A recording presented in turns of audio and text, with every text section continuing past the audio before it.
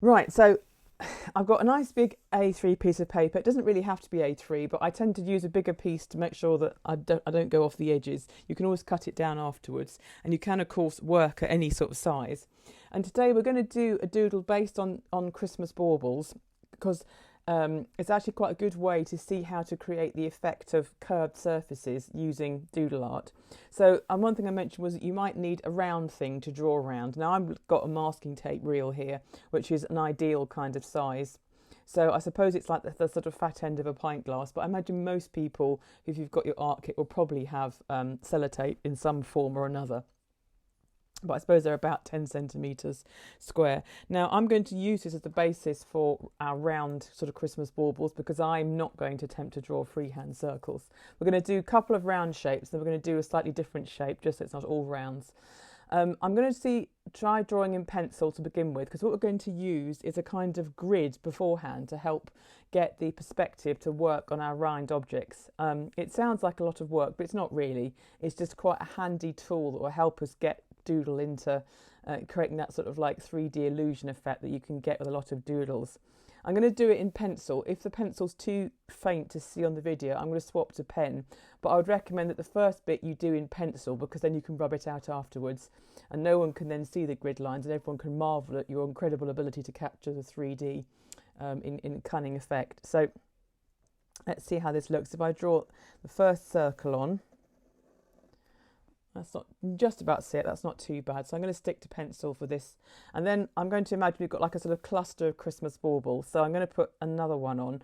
But you'll notice that I'm just slightly overlapping the first one. So that's the first one. And then I've got one that's going to become behind. I've also done this one slightly higher up than the first one, up the page. And that also helps with the whole illusion kind of thing. So when I do this circle, the bit that's overlapping from the first circle, I don't want to overlap that again. So I'm going to do a circle, but I'm going to stop my pencil when I come to the edge of the first circle. So if you don't get what I mean, that's the effect you should have. So what you should have is like looking like two snooker balls on the table. You've immediately got that sense of depth because you've got that feeling of this one being in front and this one being behind. So that starts to give us that nice sort of illusion. I'm going to do a third one even, same sort of thing, so it's a little bit higher up and you can see where it's overlapping the first one. So that's going to come in there as my kind of gang of baubles like that. And then I want to put a slightly different shaped one in. You have to be slightly careful with some of these arrangements. I'm going to be very delicate when I put this, but yeah, I want to do a long shape, but I've got to be quite careful where I put it. I don't want to do a long shape coming down here. It's going to have unintended humorous overtones. So I'm going to do like a sort of long, like a sort of teardrop kind of shape, which I'm going to slightly kind of invent. So I'm going to use I want to create sort of like a sort of, I suppose, like a sort of carroty shape, isn't it? I suppose I'm trying to think of that sort of, if I do a little side sketch for myself, I want to create something that's sort of long and thin and doing that kind of shape, but I don't want it to look too carroty. So I'm going to do it sort of more like a sort of long ovally shape.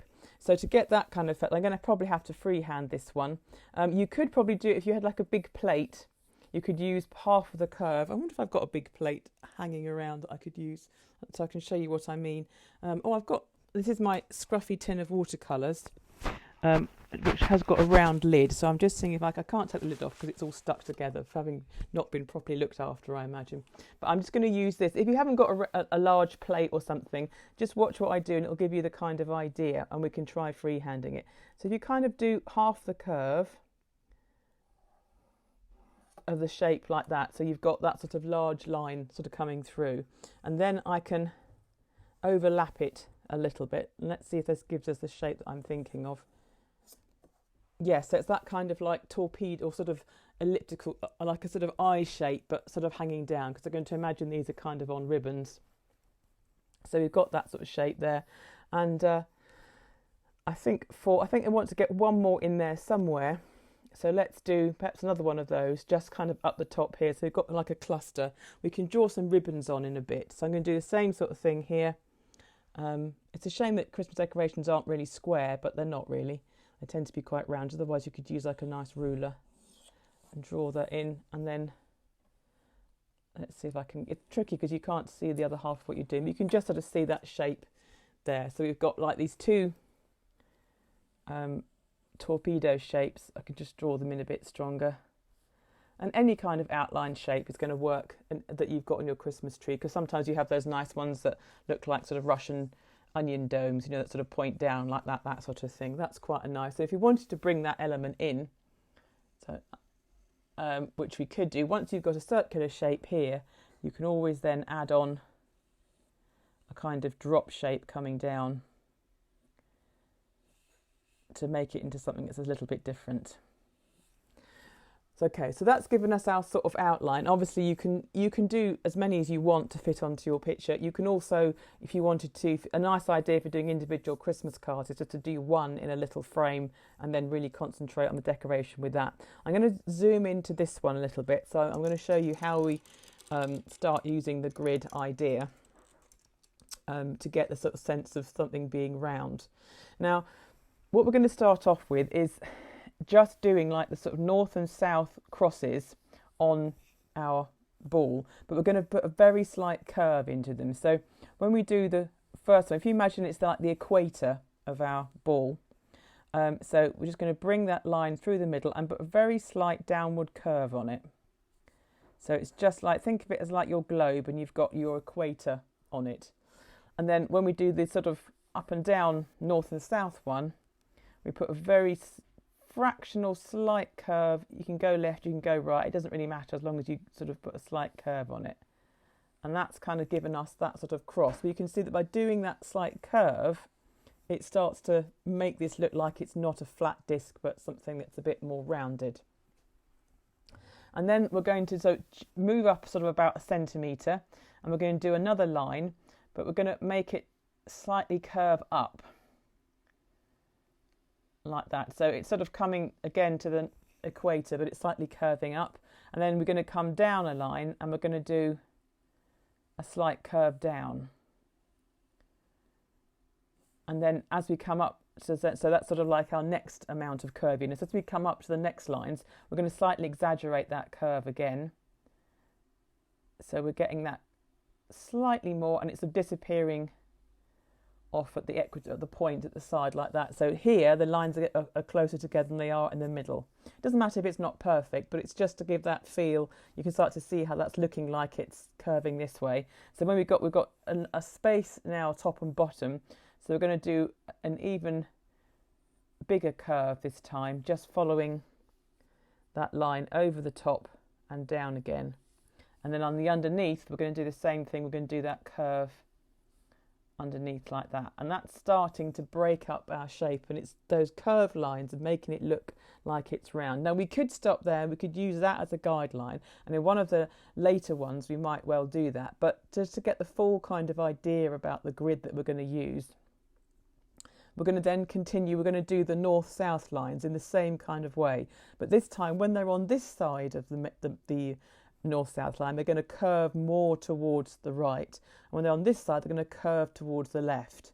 So this one is almost straight, so the next one's just a slight more curve, and again fatter in the middle and thinner as they come together. So in the middle section here, the sort of square that we make is wide, and then as it comes down to the north-south pole down here, it's going to almost come down, almost touching. So when we do the one on this side, remember we've got to curve it that way. So again, we start off at the North Pole and it's very close together, and it just curves out towards the left and it curves down again to the South Pole. And that's starting to give us squares going that way. And so again, the next rank, we just slightly exaggerate that curve. So again, start off at the North Pole, curve out to the equator, and then tuck back into the South Pole. So we've got that line like that, and then we do that again on this side. And I find if you go backwards and forwards, side to side, I find to begin with that's easier to get your head around what we're trying to do. If you start at one side and try and work across, it gets a bit confusing. And then we can just about fit a final one into that side there and that side there. Okay. Now, why have we done all that? I mean, first of all, that's made that ball look like it's sticking out and it's a lot more curvy than if you compare it to the flat one where we are. But it also gives us a guideline to if we want to add some patterns onto that to turn this from being a plain reflective Christmas bauble into something a bit more exotic. All Christmas baubles need to have like the little fitting at the top, don't they, to kind of attach your ribbon to, and it's quite good to get that in because it really changes it from just being a floating tennis ball into being a Christmas bauble. So to do that, this is a sort of shorthand way of doing it. If you go to the top of your ball, imagine that it's dangling so that the fitting's got to be right at the very top. You just do 2 short parallel lines, one either side, like that. So that's going to be the side of your bauble holder.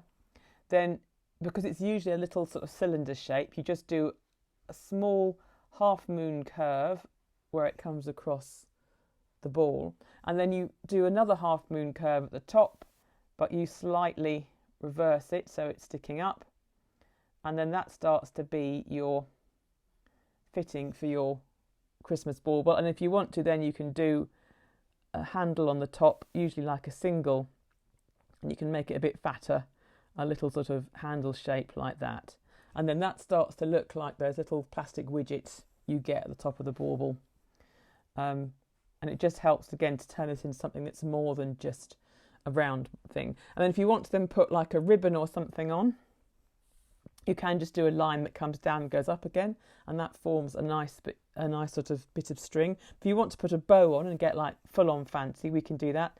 I think the best way of doing a bow, there's lots of different ways of doing a bow, but I would do like a little wedge shape, like a triangle that way, and that's going to kind of be the knot, the centre of your bow.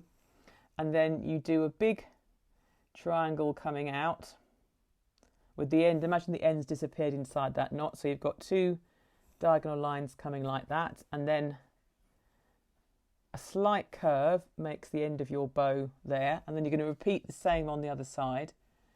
We'll do a fairly simple bow. Your bows can get more and more extravagant the more you feel like going that way, but that starts to be your sort of bow shape like that on the top. So it's like a bow tie really. If you want to make it look a bit more 3D, if you imagine the sort of drop shape that we use quite a lot in patterns, if you put a drop shape into that top edge, so it's just using the patterns that we use, but just using them to create a shape. Can you see how that starts to look, therefore, like the inside loop of a bow?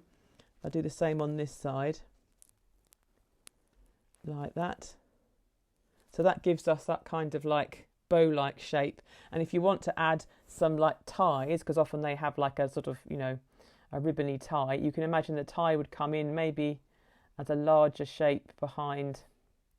So you're only going to see the first sort of edge of it like that, and then that starts to be a bow. And then of course you can do your ribbon going up, so it's just a long shape going up, and it can go all the way up to disappear off the picture. So it's just that sort of shape there, to kind of get that into position. And once we get into using some colours, we can add some texture and some shading into that to make that sort of look. But hopefully that should look like a little fancy bow on the top of our holder. So pattern-wise, let's think about the pattern that we're going to do on this bauble. So I'm going to swap to pen now, because the whole point of having this grid is that it's going to help us fit a pattern into, and we can work around it, and then eventually we'll rub all the pencil out and it'll look, you know, quite that we've managed to get it all into the right sort of proportion. So what we want to think about for this one is a little pattern shape that fits into each of the squares that we've drawn. And what we're going to do is sort of slightly alter the pattern so it fills up the centre of the square, and it'll sort of give us this 3-dimensional kind of effect. So I'm going to do like a sort of daisy pattern, but we're going to keep it sort of hopefully, even though daisies aren't massively Christmassy, I think the flowers, the colours will help. What I'm going to do is I'm going to think about this as being, we're going to use these 4 squares as our kind of guideline. So in the middle of the square, we're going to do the centre of our daisy flowers. So we've got 1, 2, 3, 4 squares. So in the middle of that 4, we just do a circle. There we go. So that's the first one in the little circle there. So we're going to put petals that come out from here. So the next centre is going to be in the centre of the next block of 4. So we've got 1, 2, 3, 4. So that's going to be, so not there because that's too close to the daisy centre. but there. So there should be a gap between, a sort of squares gap between each of these daisy centres. So we carry on down this line, the next one should be at this point here. But because we're sort of going down into that side, instead of doing a circle, we're going to do more like an oval shape. So that's it. So it's quite straightforward. Hopefully that I'm not losing anybody and that you're sort of seeing how we're going to do this progression. And then as we come to this end, there's going to be one more little daisy centre here. But again, because it's disappearing round the globe, we're going to turn that into an oval rather than a round shape. Okay, so I'm not going to worry about putting any more centres in yet. I'm going to do this row of petals so that you can see how it works, and hopefully it'll sort of click and make a bit more sense. So I'm going to start with this one here. So the first ones I'm going to do are like the north, south, east and west, because you've got your cross line to follow. So I'm going to do one that goes north. There we go. And then south, like that. And then just follow exactly where the grid takes it. So if they come out different sizes, don't worry about it, because that's what the grid's doing. It's slightly changing what you do to fit the shape of the bauble. So there's our north, south, east and west petals. And then I can go around and I'm going to put the in-betweenies. So it would be north, east and all the rest of it. But I'm not going to sort of go through all the sort of compass points. So I've got the ones in between. There we go. And again, you don't have to have them exactly even. It doesn't have to all be perfect, but just fit them into the grid shape that you've got going on. And they're kind of pointing towards the different corners. And if you want to, you could go in and put more petals in between that. But at the moment, we'll keep them just at those few, and we'll go on to the next one. You could go in and add some extra ones just peeking out behind, but we can keep it, quite spare at the moment. So same thing with this one. We're going to start with the north, south, east, west ones. Like that. And you should see that as the squares change shape, the petals, like on this side, this petal is slightly longer than this petal. And that's fine. That's what you want, because perspective has this weird effect of kind of stretching what you're drawing. But you don't have to worry about it. You just follow the grid that you've got, and that will kind of do all the thinking for you. So then we're going to follow those with the in-between petals, like that. So we're starting to see, you just start to get the thing, this daisy slightly slipping off round into the kind of nether regions. So then we get onto this one here. So again, those are going to be quite tightly packed in. So the north and south petals there are quite small because they've only got short bits to follow. This one is quite small, and this one is significantly longer. But can you see how that's making that daisy look like it's disappearing off round the corner? And we're going to do the same in between ones, like that, just filling in between. And it doesn't matter if they get quite sort of close together here, because that's also an effect of distance of moving round. It slightly sort of pulls the perspective and changes it. So then we come back to this side and we're going to do the same sort of thing again, but we've got again the north. We can't see the south petal here because it's disappearing off behind the bauble, so that's fine, we leave that alone. And then we've got the east, and we just might see a tiny bit of the west branch of this daisy. And then again, we do the in-between ones. And you can see how they kind of line up. And this one in here is just tiny because it's just sort of tucked in like that. And so we've now got that row of daisies going across the middle of that bauble. So what we're going to do now is add in the next row. Now we could do the daisy centres in exactly the same positions and generate the flowers going like that as well. But I think it'd be quite nice if we slightly, instead of doing the daisy centre down here, we kind of come across so they're not in total sort of symmetry, because I think it will make it look nice. So that means that I've got a daisy centre. I want my daisy centres on the next row to line up with where these petals cross. So if I follow that line down, it's going to be here. I'm going to put my daisy centre here. And again, just a little circle in there. And if I come up from there, my daisy centre is going to be on the same line as this one. So I can just follow that equatorial line up and I can hit there. So this is Northern Hemisphere. So we're kind of, this is sort of like, Norway somewhere up here and somewhere down here is sort of South Africa. That's sort of where we are on this. This was a globe. And then again, just the same thing. I'm going to, with this one, because it's sitting underneath the sort of fixing on the top, I'm going to just let it go underneath that and kind of disappear so that you don't quite see the top of that petal. But then I'm going to come down and do the south petal and then the side to side ones and then the in-betweens. And I will just see that one at the top, but it's really handy. Just sort of follow the grip that you've got and use that to help you judge where things are going to go. And so same when you get down to this one, as we're slipping down the bauble, we get a much bigger north petal because it's sort of stretching upwards, and the southern petal is slightly smaller like that again, and then the eastern one stretches out and it kind of follows that line, so it's given that kind of effect. And then we can then do north and south again like that, just filling in. And so the next one's on this row again, if we're going to count, because it's going to be down to this sort of side here, so we've got the next centre's going to come in here. Again, I'm going to put this more like an oval shape rather than a fat round because it's slightly disappearing off into the corner. So again, I can do my petals, and again they should start to sort of distort a little bit quite naturally because they're following those grid lines. And this petal here is going to look quite chunky, and this one's going to look quite skinny in comparison, and that's all fine because it's the sort of foreshortening effect that you get. And so that's sort of moving around here. And then I suppose I would just see maybe that little circle on the edge, but I'm only going to see half of this daisy as I come around the corner, because the rest of it's going to be disappearing off around the ball. So I can just sort of see part of it sticking around the corner like that. And again, if I come across this way, this is my centre here, but that's another oval. And the oval, if anything, is facing that way now. And I can get the petals in. And this one, again, it's disappearing off behind this one in front, so I'm not really going to see that. It's going to shoot off around the corner. And I can put these ones in between. So there we go. So that's the daisies there. And then we're going to do the same thing up here.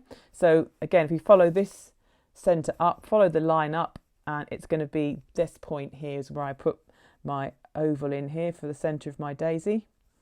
And again, these petals are being stretched, or appear to be stretched, as they go round the globe.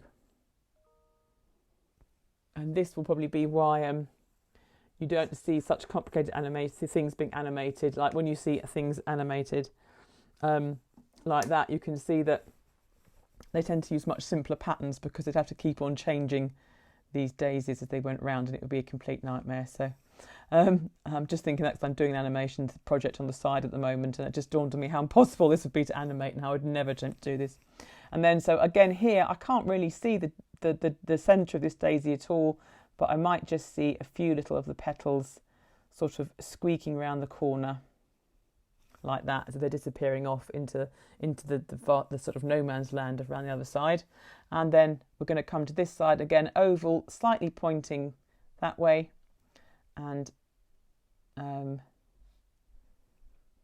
north and south first, and just follow those grid lines so that if your petals appear to be uneven, they will work out in the end because you're just following and the grid. If the grid means that some of them look a bit fatter than others, that's fine too, because it's that distortion that gives you the right effect as they fit around this round shape. And then again, I might just be able to see a little tiny bit of oval somewhere here, and then possibly some petals, but they're kind of half of it's gone round the other side, so I won't see all of those. So that's hopefully getting that feeling. And then down the bottom, we would be the next row. If we were going to do, I can just see a little extra row here. I'm not really going to see any of the centres because they're all kind of have disappeared off the map.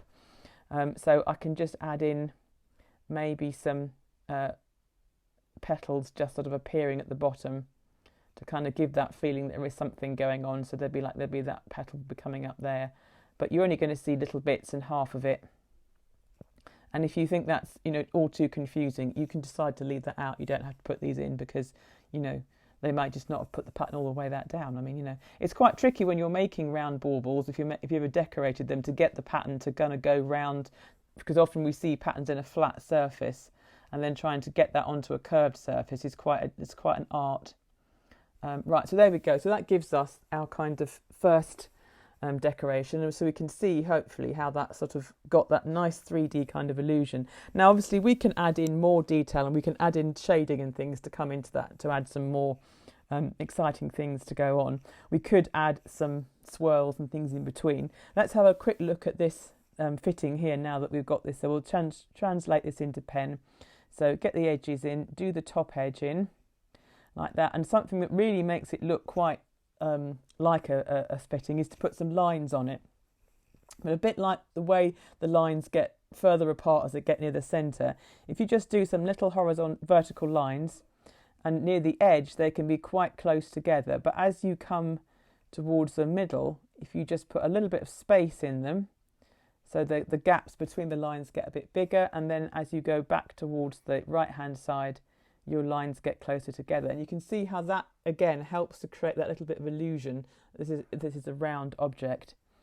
So then I can just put in my loop here. Remember that your bow is going into this loop, so you're only going to see the sort of sides of the handle, and then you see the centre of the ribbon coming round like that, and then you can draw in that oval gap that you'd see at the front, the top edge slightly, and same with this one, just like that, and coming round, and then you might see the ribbon behind. And you don't have to have a flat edge to your ribbon, you could add cut out patterns and all sorts to that, but I'm just keeping it very simple at the moment, and then taking it up into a ribbon like that. And then if it comes to sort of shading, you might want to add a few little shading lines, like round little pen flicks just coming out of that central knot like that, and that just helps to make that look like it sort of folds in a little bit. And if we come back, hopefully we'll come back and do some colour on these, we can colour a little bit of shadow on the behind ribbon, because and inside those ovals, to make them a little bit darker, it'll again add to that kind of 3D effect. So I'm just going to draw in the edge of my bauble on this one, and just about follow that circle. It's quite hard following circles when you're up in the air, but I suppose the world will forgive me. And then we can come back and we can do some more 3D kind of effects on this to make it look a bit more, you know, but I think that's a really good start of getting that sort of shape in. So if we look at this sort of shape that I've got here, if I swap back to pencil again, I'm just going to do stripes on this one. So we're just going to do equatorial stripes. So if again, I'm going to put in my little bulb hanger at the top here. So again, that's just, if you line it up sort of with that nose at the bottom, so you've just got two little vertical lines, and then curved line round the front, curved line going the other way on the top, and then I can put in my U-shaped hanger and my loop like that. And I think I'll put another bow on the top. So we'll do a little triangle again. We can do a slightly fancier bow with maybe longer ribbons this time. So this time I'm going to do the ovals in first. It's quite hard when you're showing someone this for the first time to understand what the oval's doing. So normally I do put them in first, but so this time my line coming down is a bit wiggly, just got a slight little wobble on it, just so that it's not completely flat, and then curve that line up into the knot shape like that. And then this time I'm just going to do a slightly longer bow from behind, and I'm going to put a V shape in it like that, so it looks like a sort of ribbon, and like a medal ribbon or something, just to give it a different feel. There we go. So that's got that ribbon in there, and I will draw that in a bit. So let's put its hanger coming up here. It's just worth getting these ones in, because where this ribbon overlaps what's happening behind, you're not going to see the pattern, it's going to be in front. So from creating that illusion point of view, it's quite useful. And then I'm going to put my equator in, slight downward curve, but not really very much. So just a very gentle downward curve just coming round, and then roughly similar sort of gaps between them. You can do it by eye, you know, you don't need to measure or anything too serious, but if it helps, what you can do is maybe sort of do little marks like that first on your guideline and then take them round and just bring them slightly closer together as they come round to the edge each time. So the middle, they're furthest apart, and on the edge they come closer together. Like that. So they're starting to just follow that shape, kind of going up and round like that. And then as they come to the sort of nose at the bottom, or the sort of drop shape, just do some small loops curving out like that. And that sort of starts to sort of bring that stripes kind of feel coming down the sort of bottom of your bauble, and so that sort of shape there. And then if we then look at this sort of elongated shape that we've got going on, it's a very similar idea. The bulb hanger at the top is going to be roughly the same sort of thing. So two vertical lines, then the curved line at the bottom and a curved line at the top, and our hanger like that. And if you wanted to do something different that wasn't a bow this time, you could pretend it's on a piece of string. So to do that kind of effect, if you just do like a little floating fat vertical line, like it looks like I've drawn a halo on it, doesn't it? So I've just drawn that little halo floating above, and then I do two coming down side by side. So that's what we imagine would be like a piece of string. It'll make more sense in a second. So if I do that line coming up and maybe another line next to it and two thin lines, and then you realise hopefully that that's a piece of string coming down, and that's the kind of where you make a loop and you kind of push it through and catch it on itself. So that's like a little knot coming up on there on the side, just so that otherwise I think if you do bows on every single one, it'll get a bit bowy. Too many bows will spoil the broth. So again, this is, although this shape is sort of not a globe, we treat it, it's basically, you think about it, it's a stack of circles getting bigger and smaller on it. So we can use the circle or the curved line just the same. Obviously half of it's hidden in behind, so I'm going to do a north to south line first, because that just helps me to orientate where I am. And then I can do the equator, and it's just going to be the same thing. They're going to stay more, there's less of a difference between the middle and the sides, but it's still there. So they just need to slightly get closer together as they go off to the side. So the front of it is still wider, and they just have a slight angle. And we're putting in curved lines going down like that. So as they come down towards the bottom and the top of the shape, those lines can get a bit closer together. So hopefully that's just starting to get that feel of a bit of perspective, and then come up again. And as they come up, they just slightly curve down.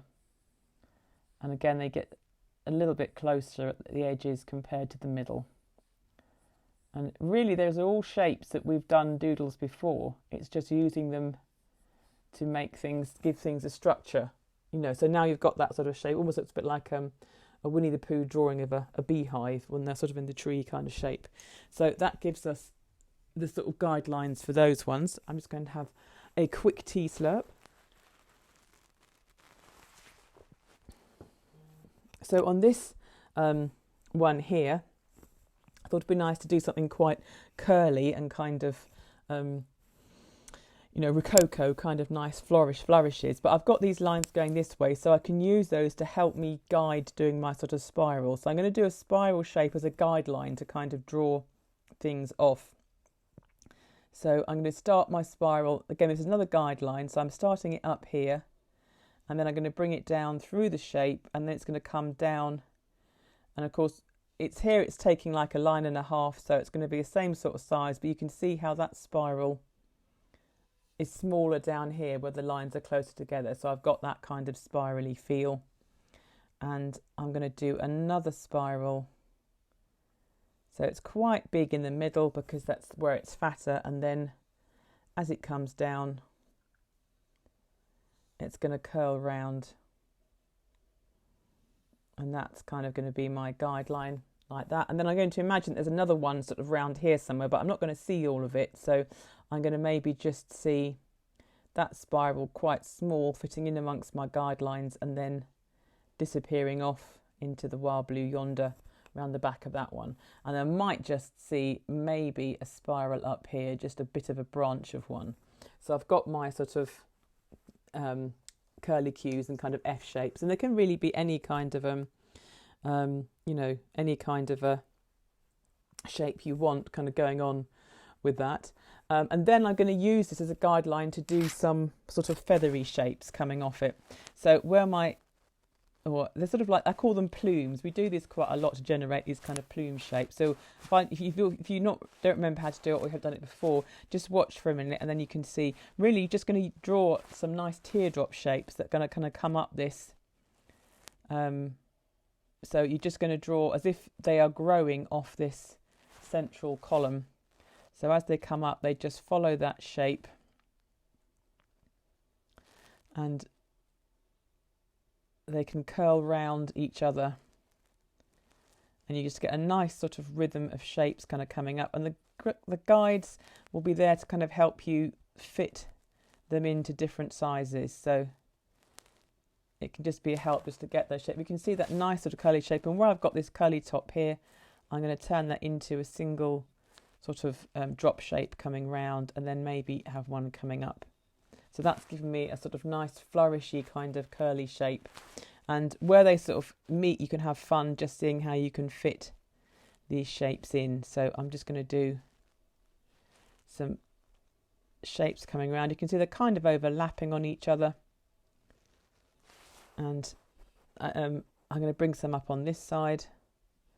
And these ones, again, as they fit round, they can just go a little bit smaller, following those guidelines, because they're kind of distorting around the side of the bauble, and then they can kind of come up and over the top, and just sort of follow those round. And I'm thinking this is a very elegant kind of, this will be one later on very much to get the gold pen out on, I reckon. So I've just got that nice sort of flourish appearing there. And then same with this one. Just teardrops, just follow the sort of curl that you've given yourself, and you can fit them in going round, and then as they go around the side of the bauble, they're going to kind of vanish a bit. There we go. So then I can get my pen, also just one at the top here, and I can draw this in pen to make them a bit stronger and a bit more visible. But hopefully those sort of guidelines, we've got two lots of guidelines here. We've got the equatorial lines, and then we've got this curl, the curl that we drew first that we don't see after a while because we just use it as a kind of spine to continue our curlicues and plumes off. So this should hopefully have quite a nice I would say rococo kind of feel. It's a sort of bauble that I think should be in pale blue or pink with lots of gold detailing on it. That's what I'm seeing. Very, very, very fancy. So there we go. So you can see that shape now is nice and strong. And we can add the curlicue in at the bottom, and just some small ones maybe to kind of come round, and then nice curlicue here. And here we go. And this is just kind of useful to see how you can use, you don't have to use pencil to draw in every detail first, but it's basically how you can use pencil to draw in structures so that you can get your patterns more fully worked out, and you can get them to do something more than just being a flat pattern. Not something wrong with flat patterns, but I think creating these kind of illusions is really good fun. And it's a much more enjoyable way of understanding the principles of perspective in drawing than it is being forced to draw loads of cubes from different angles, which is fairly tedious, and which, if you've done like formal art classes, you might have had to do in the past, and I'm sure you will heartily agree with me that it's much more fun creating these effects by doing Christmas baubles than it is doing endless cubes for no good reason. So there we go. So that's sort of gotten that sort of nice feel. So again, we can add in the detail of the hanger. So again, that's the 2 straight sides and the curve bottom and top, and the little hanging loop, and then the centre of the bow again, like that, and the ovals. And it's quite nice if you use the same basic formula for the ribbon, but you can slightly vary the shape each time, and then you learn how to create different kind of ribbon effects. And again, they don't have to match, because then you just think, well, it's a different bit of ribbon, isn't it? So, and of course, if you've got more time, you've got plenty of scope in the ribbon to do doodle pattern, as if the ribbon was printed with doodle pattern before they tied it. That's the idea. So I'm just going to see a few of those shapes just peeking around the edge of my bauble there, and then we'll come back and we'll add some shading effects into here, so we can make more of this sort of 3D shape. But again, with this hanger here, just do some vertical lines close together, and then as they come around the front, you can move them further apart so that you get that optical illusion. And as you come to the right, closer together again, and that just gives shading, and it gives that form. It's such a simple effect, but it really works. So I'm just going to draw in the edge of this shaped bauble here. I'm going to do a pattern on this third one, and then we'll come back and do some colouring techniques. So I don't know if I'll have time to get the back 2 drawn in as well, but hopefully by doing these 3, you can see some strong ideas for getting all of them completed. Or you might decide that because you've drawn them in pencil, you can rub 3 out. You know, that also works too. Sorry, just knocked my knocked my camera there, so it all wobbled. Right, so we'll do this last one here, this sort of ovally shape here. So again, let's ink in the top of it as I've got my pen out. So bottom curve, top curve, do my little hanger in like that, and then the knot bit at the bottom, and the string going up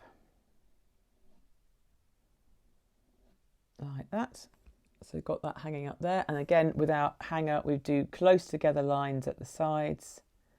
If you want, you can do like some each side like that, look, and then you can go and do them getting gradually larger, or wider. That might work better for you. That's another way of doing it. So I think it'll be quite nice on this one, to do some stripes of pattern kind of coming across. So to get that to work with the perspective, I'm going to go swap back to pencil, and I think I am going to put some vertical guidelines in. So with this one, I can do one that goes in between on each side like that. I know it's a bit like a grenade now, but we won't see that when it's all finished, I promise. So, and then I'm going to put another one, and again, they just have that slight curve out towards the side they're heading towards. Just imagine there's a magnet on this side, on either side, pulling your pencil lines over to the left or the right, depending on which way you're going. But this is quite a useful guide, because now we can change the sort of shape of the pattern that we're drawing to fit into these kind of lines. So if I want to do like it's just quite a simple zigzag pattern on this one, I'm going to start off at a cross point there. So I'll do a dot there so you can see, and then I'm going to come down and then up to the corner of that grid and down and up. And even if it goes really tight, it just starts to make that shape look like it's curving round. So if I go the other way, so again down, I'm going down into the middle of the box and then up to the corner and then down. And remember, the ribbon's in the way, so you can't see all of the pattern. But just that's quite a simple zigzag line round, but just that grid helps you to get the sort of the distortion right on it. So I'm going to do another one on the line below. We'll keep adding some patterns. So again, starting in the middle, down and then up, down, up, down and up like that. And I can just see a little bit of it tucking away like that there. So jump down again to the next line, and again down and up, down, up, down and disappearing off. And you can continue this pattern going down, and we can add some more stuff to it. But hopefully, even if it just follow the grid and let it distort your line, because that will then give the illusion of it being curly you're following that curved shape, so it shouldn't look perfectly straight. It should look slightly distorted because you're following the grid, and the grid helps you get those distortions in. Look, you can really see it as you come down. Look how much tighter these ones are sort of round here, but that creates the right sort of illusion that we want. So always go up to the corner, in between the skirt, up to the corner again, and then you get that nice curved kind of effect. And we can just fit the last ones in there, and just fit in what you can see, because they're going to fit in and disappear off around the corner like that. And same, I can get one more in above here, so I can put that in. And then once you've got your zigzag in, then you can add more details to it. You could make this a double thick zigzag. You can add all sorts of patterns into it. So to make it double thick, you just follow the line that you've got, but just, as you can see, just leave a little margin. Just try and get that line evenly all the way along. And this one I'm going to go underneath again, so just following that along like that. It doesn't have to be 100% perfect, as I say, but it's got quite a nice sort of geometric patterns like this, have this sort of slightly nice, maybe slightly Scandinavian feel, and if you had loads of time, you could try and translate some of their lovely pattern work onto a shape like this. It's a great thing to try doing. I'm obviously going a little bit quickly to be accurate enough to do, but even quite simple patterns can work really well. And if you just keep using that grid as to give you that sense of the movement, you can see how, you can't see the outline of this, but immediately it looks like a sort of oval shape that's sort of moving around and fitting into a sort of bauble shape. So we could add in, you could just do some really simple things like this little triangles. Again, try and keep them so that they're following the shape of the zigzag that you've drawn in, like this. On a different seasonal note, this is a really good way of doing an Easter card if you want to do some patterned Easter egg kind of cards, because you can do an egg shape and use this sort of grid idea to draw patterns on them.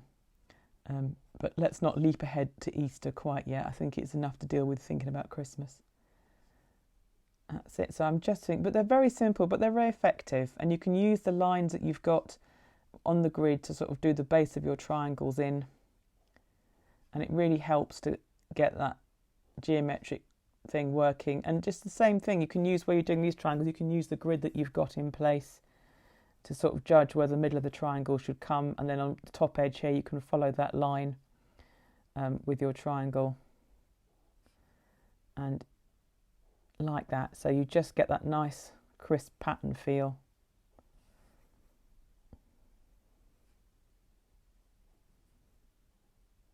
Working our way around the shape.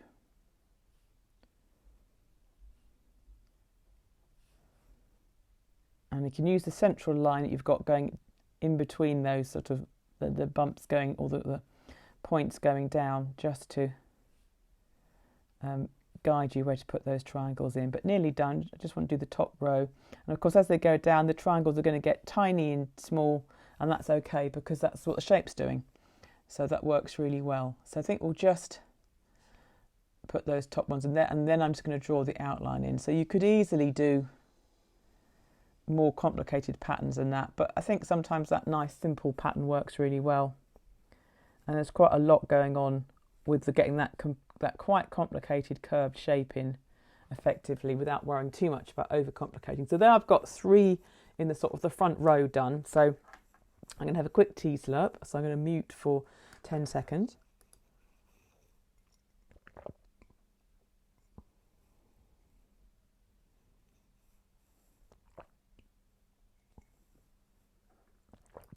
Right, so there we go. So I'm going to now have a look at some sort of shading and some colouring techniques that we can use to add to the kind of lovely illusion effect that we're getting on these baubles. Now, obviously, colour-wise, I'm just searching for a rubber while I'm talking so that I can rub out the pencil lines. Colour-wise, You are, of course, welcome to break the tradition and make your baubles any colour that you want, but I think we can probably all agree that the classic Christmas colours are red, white, green, and with hints of gold. Now, you are totally at liberty to change that. However, I'm probably going to stick to being traditional in this for this once at least. Why is it I cannot find a rubber? The second I turn around, I swear I had one here, and it's pinged off. The only thing I'm going to find is, you know, you get when you have a retractable pencil, you get little tiny replacement rubbers to go on the top end. This is all I can get my hands on right now, so we're going to have to make do with this tiny, tiny rubber. So I'm just going to erase some of the lines, the pencil lines on here, and once they go, it starts to really... it somehow makes it look even more, works even better once you take the grid away, because you sort of think, oh, how did I do that? That's really clever of me that I've made that look like it's following those shapes. Obviously, this is a slight, oh, there it is. Look, I've just seen it's lurking down here. So I'd always talk to the stuff in my studio like it can hear and understand me, because I swear it does, and it all hides from me when I need it. It, particularly on a Tuesday evening, seems to scamper into the dark recesses of my workbench. Just when it knows you're watching. So I'm just going to take those guidelines out, and probably could spend more time taking them out so they're perfectly gone, but that will do for now. And it's amazing how once they disappear, the effect, as I was saying, it does start to look even more convincing. It's somehow, once you can't see how you've done it, it's really quite satisfying, and you think, oh, I've done that quite, hopefully you're thinking, oh, I've done that quite well, it looks quite exciting to get that difference in shaping. Now, I haven't done highly reflective gold baubles because I'm not going to subject you to trying to work out how to show everything reflected and distorted in them, because I'm not that cruel. That really would be quite an effort to do. You can do it, and maybe one day I will do a tutorial how to do it, but boy is it hard work. So we won't do that today. So I'm going to think about some colours. I would use gold pen on these, but when I use gold pen in front of my camera, I find that it doesn't come out very well, unfortunately. So I'm going to stick to like a sandy yellow colour, which we're going to take as being gold. And I want red. So I've got... oh dear, why is it every pencil I'm picking up is not red but bright pink? Because it's not... they're all, there's only ever one proper red pencil and about half a dozen pink ones in a pencil tin. Well, I've got some oranges and pinks, so we'll go with that as a kind of idea. So I'm going to use a goldy goldy browny kind of colour to be gold, but I want to also find a chocolate brown pencil so that I can use that to add some shading, because obviously with gold, the darker tone that you want is going to be something closer to a chocolate brown to add shadows. Come here, chocolate brown pencil. Right, here we go. So I'm going to imagine that, as I always say boringly every time, you always think about light coming down this way onto your drawing. So that means that the tops of all your shapes are going to be the lighter ones, and anything down below is going to be a bit darker. So I'm going to start by putting a little bit of shadow on this one here, working on this sort of area. I'm just putting a little tiny edge of shadow at the bottom of these curly shapes. So on these ones, you can see it's sort of on this edge here. And if I come down here, that means it's going to be on the pointy bit. So every single shape, just imagine that you're putting a bit of shadow onto the bottom. And I'm using the brown pencil first. I'm going to colour over the top with the gold, yellowy, sandy, goldy pencil, and that will hopefully blend these shadows in quite nicely. You can see that if I just put that tiny bit of brown shadow in, it's starting to make these shapes look like they're little sort of grapes or plumes sort of popping out. And hopefully when the gold goes in, it will blend it even more so. Now, you've always got the wonder of white pens to add highlights in at the end, but for now, when I add the gold in, I'm not going to colour the whole of each shape in gold. I'm going to leave a little white patch at the top because, as I've said before, I expect the brightest colour you've got in your colour range is white. That's going to be your most highlight colour, and of course most of us are working on white paper, so the white paper is kind of our highlight. You can always add more. If you go too dark, you can add a bit of white pen in, but I think it's always more effective to get it sort of in the right kind of place first. as the white pen can always look a little bit mucky because it can sometimes pull the colour up from the other side.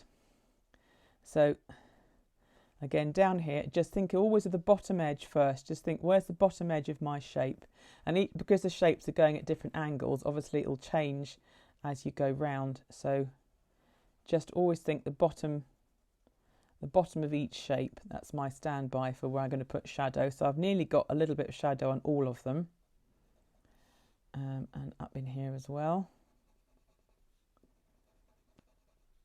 There we go, just that top bit there.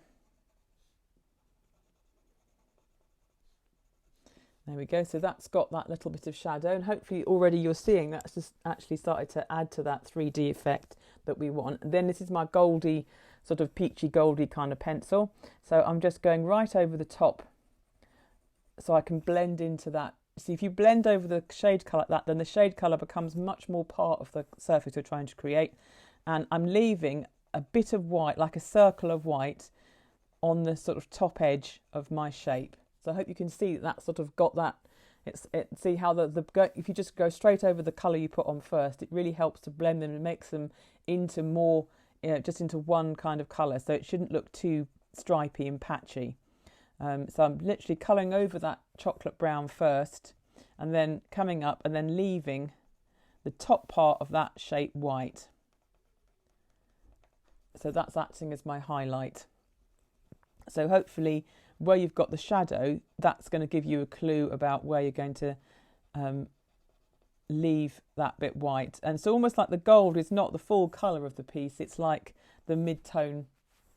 If you think of your shadow being broken up into three areas, usually you get the darkest shadow area, you get a mid-tone, which is in between, and then you get the highlight, which in our case we're using the white paper. And let me just come into that one. I'll see in a second if I can move my camera temporarily really close so you can just see, because I've got a little bit of texture on my paper, so you can see that coming through. So if I come zooming right in, you should just about be able to see the way that's working. So I'm see if I can hold that with one hand because it won't stay put, and colour with the other. So I'm just literally going over the top, and you'll find that going over the top with that your goldy colour kind of helps to blend and smooth out that chocolate brown shadow as well. So that just comes up and you're working on the top like that, and you can see I've got the texture of the paper coming through, but you know, I've deliberately chosen a paper with a little bit of texture on it. I don't think you necessarily need to have something that's completely smooth. Obviously if you were using like a very shiny card or something, you'd get a really soft blend, but I quite like a bit of paper texture. I think it makes it look like a drawing. And then I'm just leaving that top section almost like the little head of my shape white, and that's going to be my highlight. So let me just slightly come back from that so I can let go with my other hand. So then we can just fill all of these in. So I'm going to do one of these spirals completely, and then I'm going to move on, obviously, so that you can see the different kind of things I'm going to do on this one. Obviously, I would probably do all of each stage on every part of the bauble in one hit, so that I would definitely remember what I was doing, because it's very easy to get distracted and then think, how did I get that effect? So I would do like I've done, I'd put all the shadows in, then all the mid-tones, and then the next bit we're going to do. But I'm going to slightly jump ahead so that you get a chance to see how I would finish it. Now, I was speaking about this being a kind of rococo with a sort of nice coloured background to this sort of gold. So I'm going to go with that as an idea. So I'm going to choose a background colour. As we've got, as it's a sort of Christmas bauble, I think I'm going to go for a green background. I know it'd be quite tempting to do it in sky blue or baby pink, but I think I'm going to stick to the classics and do a kind of green background, because green and gold is quite a nice classic as well. So, you know, we can let us off. So I'm going to use two shades of green here. If you haven't got two shades of green, if you choose a relatively the palest green that you've got, or you've got green, so I'm going to use that one as the background, so it is green, and then I'm going to use a darker green to make shadows. However, you could still use your brown pencil and do the shadows on the bauble I'm going to show you in the brown pencil and work green over the top, and it would have a very similar effect. So I'm going to use my darker green, and now what I'm thinking about is I'm imagining that these bumps that are 3D, they're going to be casting a shadow onto the surface of the bauble. So underneath where I've got some shadow, where I've got the bauble there, I'm just going to put a little bit of shadow underneath them, like that. So just sort of coming under.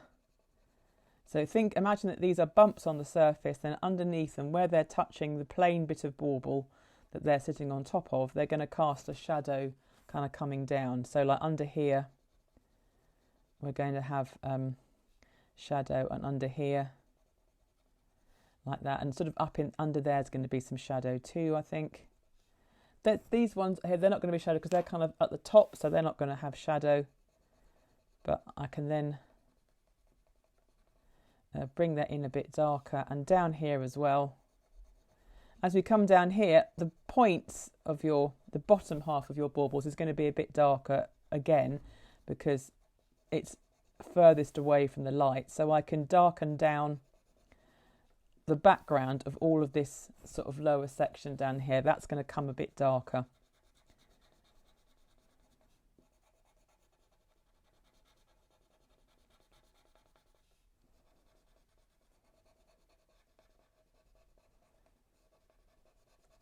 Just sort of, as all of this lower section, that's going to be in shadow. So I just pause then, because we have a lot of cat politics happening in our house at the moment after the surprise introduction of a kitten we didn't know we were going to get, but now we have. And she's very much making her presence felt with the two old gentleman cats that live here. And sometimes their cat politics is getting a little bit aggressive from time to time, but we're okay. I was just thinking I was going to have to leap out and break up a fight, but they seem to have backed down of their own accord. Right, so you can see where I've got the sort of shadow in, and it's sort of quite dark. I think I could even add some brown into that green just to make sure that it is quite strong, because as it comes down you want to get that effect of things shading and moving away. And as well as underneath here, if you put a little bit of shadow towards the edges, lower edges, so I suppose where it disappears round, that again will help to really increase this nice feeling of a 3D shape that we're getting. So you can see at the moment it looks almost quite nice colours, almost quite like this. They have a sort of sense of like sort of old faded photographs or something, but you know, so I think it's got quite a nice vintage feel in these colours. However, I'm going to put a bit more green on top, but you can just hopefully you can see I've got shadow. I can put some shadow underneath these little chaps up the top here and in there. But I've definitely not got any shadow from the shapes up here and up here, because that's where the light is coming down. And so then when I come with my green, and hopefully when I work that over the surface so you can see the green, the shadow should be there.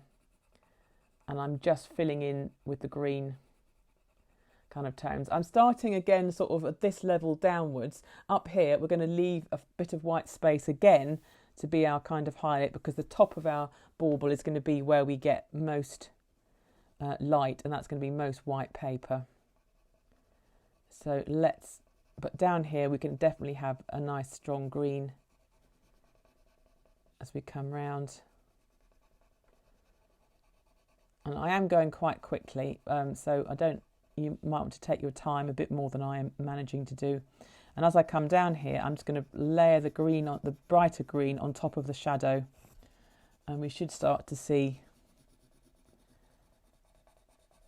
that colour change. And down here, it should be quite dark, but hopefully just by putting that green over the top, it will blend those two colours together. And if you've got watercolour pencils, you could then use a little bit of water on a thin brush to kind of blend all those together, and you get a really nice illustrative effect going on with that. So let's just get those in here.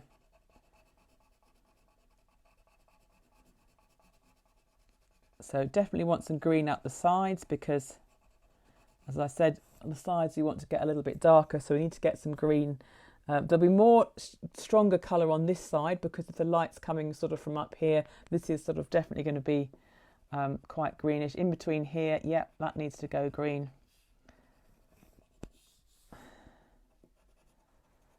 That's it. And then up here, we've got to think again, our light's hitting up here, so we can leave a little bit of white at the top.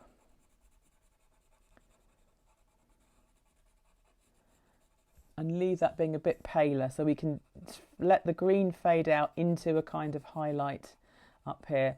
This is quite a matte surface. If you wanted to get a much more sort of shiny effect, if you actually draw a circle in like that, so you've got an actual sort of bobble of highlight and then colour up round to it, if you do a more defined highlight shape, that will give you that feeling of a sort of bit more gleam going on.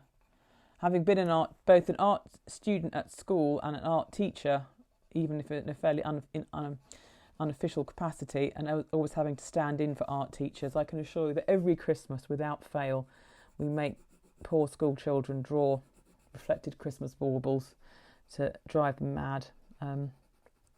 But if you actually get into it, it's quite good fun trying to see where all the reflections go and things like that. And so that's just quite good. Obviously I haven't got all my gold in, but I'm going to move on to the daisies one next to kind of get some ideas. But hopefully you can see that's starting to really make that look like it's standing out, that it's like a lovely 3D kind of shape. And you can just spend more time. And I always say, if you're not sure, you think it's still looking a bit flat, go back and exaggerate the shadows, because the stronger you make the contrast between your tones, the stronger you make those shadows, the more dramatic it will look and the more 3D it will look. So if you think you want to go back and add in some more shadow under those shapes and blend them together, that will really help to make that pop. So if you think it needs more, go back in and add more shadow and shade kind of into that. And I might be able to show you very quickly what it looks like if you have got watercolour pencils, because these ones are, and you can add a little bit of water. If I can grab a paintbrush, here we go. So if you've used watercolour pencil, then you can blend these together even more with just using a wet brush, just to kind of get those colours merging. And you can always let them dry a bit and then go back and add extra volume, as it were, with using dry pencil on top to increase the impact of your shadows. But you can see I can just go through quite quickly with a wet brush and just following that shape, just blend that shadow in a bit, and you get quite a nice sort of feel. And as you come up, you can smooth the surface with that, just to bring that colour in, and then go in there with the shadow. Okay, so that's doing it with sort of with pencil, with watercolour pencil. That's just we can see hopefully how we're going to continue this one. With the daisies, let's go for red on our daisies. So what I'm going to do with the daisies, more than doing the daisies, I'm going to actually colour the background a lot more. So I'm going to start again with my red. So I'm going to colour in between. So this time I'm going to do it almost the other way round. So I'm going to do the background colour first. So if I start colouring that, but what I want to think about again is where the light is hitting. So as it comes, the middle of the light and the middle and the top centre, this sort of area here, this is where it's going to be paler, and down here is where it's definitely going to be darker. So I'm going to get some red in around the daisies, but we're not going to neglect the daisies. They're going to have a little bit of shadow on them as well. If I just get this background in quickly. So I'm moving quite fast because I don't want to run out of time, and I would suggest you spend a lot more time getting these nicely blended in together and going around the daisy shapes. But what I want to show you is once you've got sort of like the shading aspect will work either, almost either way around. So you can do the shadow first, or you can do like this version where we're kind of getting the mid-tone area in first. I'm kind of conscious of leaving this area alone so that we get a bit more light at the top. And with the red, because it's like a nice, strong, contrasted colour, you're going to see that we can get a bit more highlight going. I'm just going to work my way round quite quickly, and then what I want to do is get some darkness into the bottom half of my bauble. So I need to just get to the edge of that one just so we can start to see it standing out. There we go. So colour wise, you can decide, you can use the brown tone again to darken, or you could use, I'm going to use a bluey tone so that we start going a bit more towards the kind of purple spectrum for the shadow on this one. So then I'm going to come back in and work some blue over the top. And often when you're doing these blending of colours together, it may be that you do a bit and then come back with the top colour, and to get a subtle blend, you know, it's not just going to be one application, but hopefully you can see that that's starting to darken down my bottom of my bauble into a sort of shadowy zone.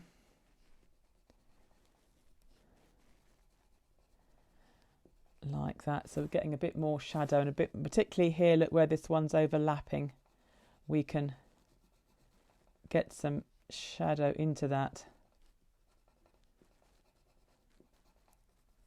which is hopefully making this one disappear in behind a bit more. And if we want to get a stronger sort of area of shadow, if we then imagine that we've got like quite a big highlight sort of hitting top of our bauble, I'm going to draw it in like a sort of half moon almost. Can you just see where I'm just indicating that? And then if I shade up to that,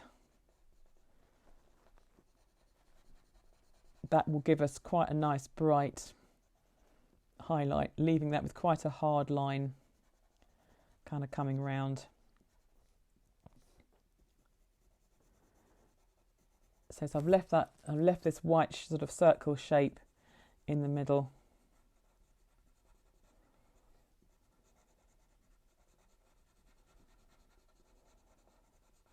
Like that, just filling up round.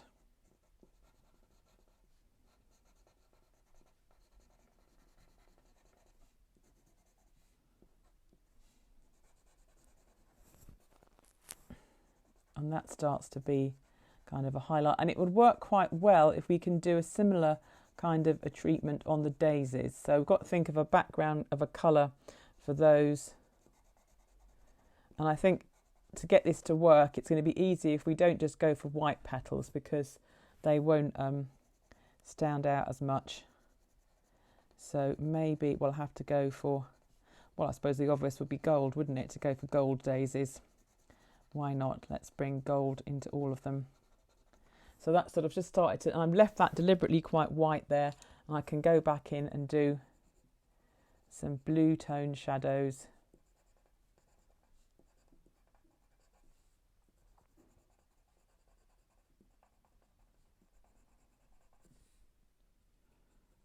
There we go. So again, hopefully we're getting some contrast.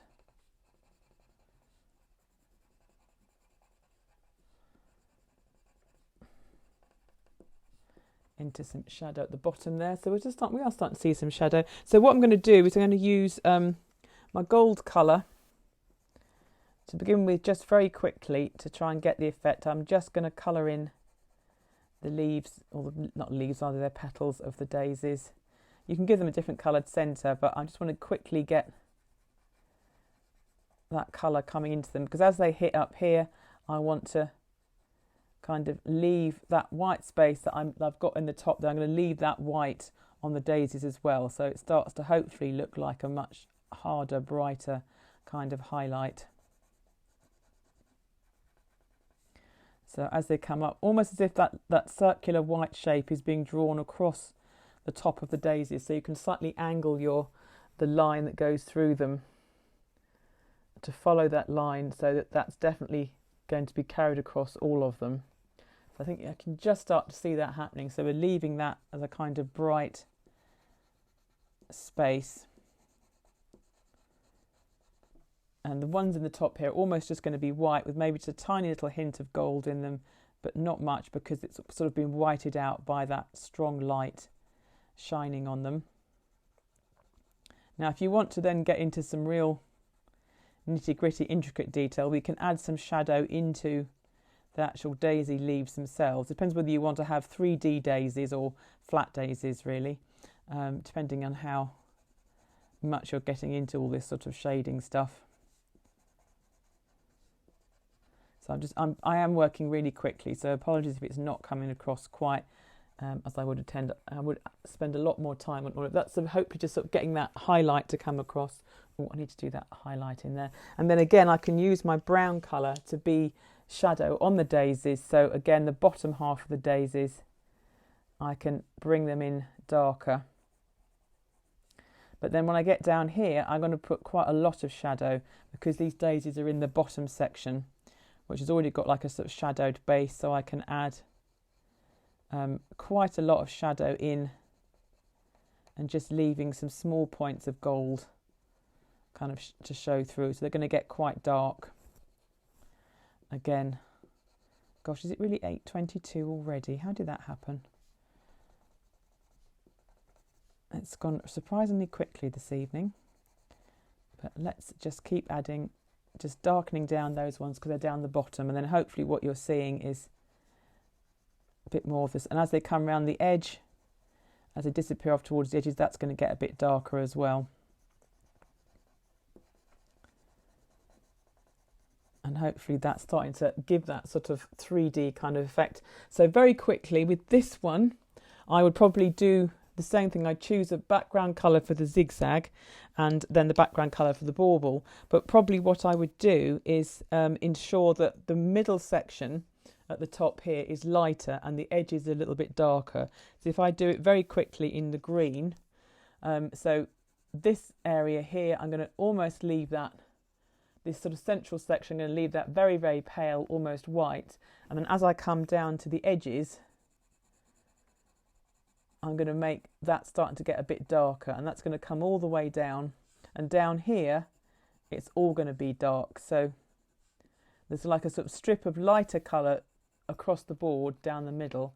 And as it comes, you can hopefully just see very quick shading, just to give you that idea, as it comes down to the edges. And down here, that's going to all be darker because that's going to be shaded by the bauble that's hanging in front.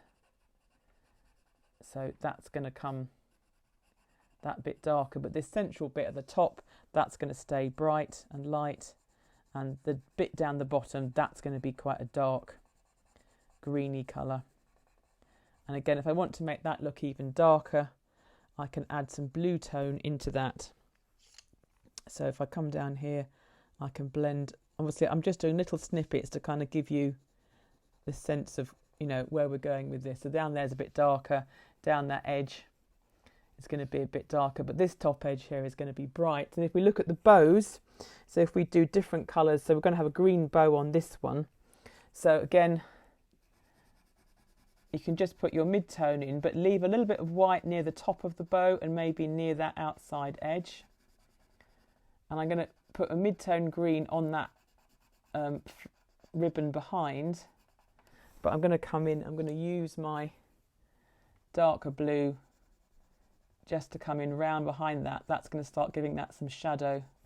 Hopefully that's going to start popping out a bit. As you come towards the centre of your bow, that's going to get a little bit darker again. If you think the colour looks too contrasty, go over the top again with your green to kind of blend it in, and it'll give it that sort of colour. And obviously the bit that's inside, that's going to be darker. So I'm going to put a blue level layer on first, and then come in with my green so that the colours kind of merge together. But that should hopefully look like a nice bit of shadow. And then with the little knot in the corner, the bottom of it, again, that bottom triangle, that's darker, so I'm leaving the top edge almost just white. Again, there's a little like bubble of highlight there, and just colour that bottom section of my triangle darker, and that should really enhance that feel. And then again, as it comes up the ribbon, the little bit that comes out from the top of the bow, I'm going to put some blue shadow in there first, and you can just tilt my camera a tiny bit, you can see, and then I'll put the green over the top. So as the bit that comes out the knot, that's going to have a shadow, and then as it goes up the ribbon, it's going to remain the sort of bright green colour. So hopefully that's sort of given us a sense. So behind here, you've got this green background here, but let's make it even darker so that it pops against that ribbon so we don't get it blending in too much. But I hope that what you've seen of this is how you can use that sort of pencil structure to begin at the beginning to get that circular distortion, and then when you take it away, it just magically looks like you've done this lovely perspective drawing of these baubles. And if I'd said I'm going to teach you how to do circles in perspective tonight, that would have sounded quite dull. But as I hope you've agreed, it's much more interesting. I'm just putting shadow in around here. It's much more interesting learning how to do perspective by creating a delightful drawing of Christmas baubles, which are so iconic and make fantastic Christmas cards. I said if you just take some time and do individual ones on a nice card, they really are brilliant for Christmas cards. And yes, you can totally add your gold pens in and your blingy glitter pens. Absolutely, that's what they were made for. Christmas is the time. If Christmas is not the time for gold pen, I don't quite know when is. So I've just put my sort of extra shadow in there, and I'm going to have to stop the video very soon, but I hope that again has given you lots of ideas to go away and pursue in a kind of Christmas themed doodle